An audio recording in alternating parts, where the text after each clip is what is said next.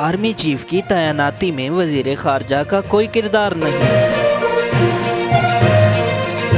Army chief के बारे में वजीर आजम की एडवाइस पर अमल करूंगा।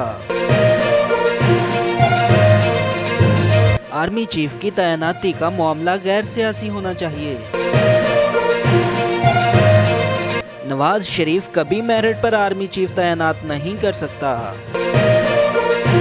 आर्मी चीफ के मामले पर एक रस्सा कशी जारी है जिसने मुल्क में एक सियासी बहरान की शक्ल इख्तियार कर ली है।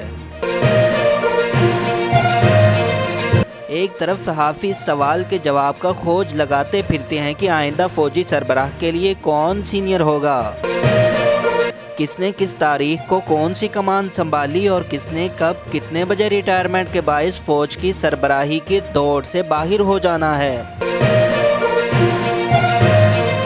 तो दूसरी तरफ सियासतदान ये खबरें जमा करने में मसरूफ़ नज़र आती हैं कि कौन सा लेफ्टिनेंट जनरल किस सियासतदान का रिश्तेदार है या किस सियासी ख़ानदान के लिए नरम गोशा रखता है। BBC की एक रिपोर्ट के मुताबिक सीनियर तज्ज़ियाकार आमिर ज़िया का कहना है कि इस वक्त पाकिस्तान के सियासी बहरान ने मुल्क को मुश्किल में डाला हुआ है और इसको हल करने की ज़रूरत है।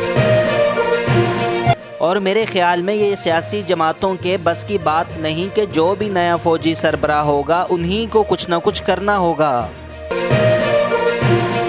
आमिर ज़िया के मुताबिक नए आर्मी चीफ को सबसे बड़ा चैलेंज ये होगा कि उन्हें अपनी ज़ात को अवाम के सामने गैर मुतनाज़े और गैर सियासी साबित करना होगा। वो कहते हैं कि ये बात इमरान खान और शहबाज शरीफ को समझनी चाहिए कि फ़ौजी सरबराह किसी का अपना बंदा नहीं होता, वो फ़ौज और मुल्क की नुमाइंदगी करता है। जो भी नया आर्मी चीफ आएगा वो इस एहसास के साथ आएगा कि उनके बारे में ये राय हो सकती है कि वो किसी जमात या सियासी आइडियोलॉजी के हामी हैं और इसी वजह से उन्हें ये ओहदा मिला है। इसलिए नया आर्मी चीफ सबसे पहले यही दाग धोने की कोशिश करेगा कि वो किसी की हमायत से आया है। उम्मीद है कि नया आर्मी चीफ मामलात को दुरुस्त करेगा और मसाइल हल करने की कोशिश करेगा।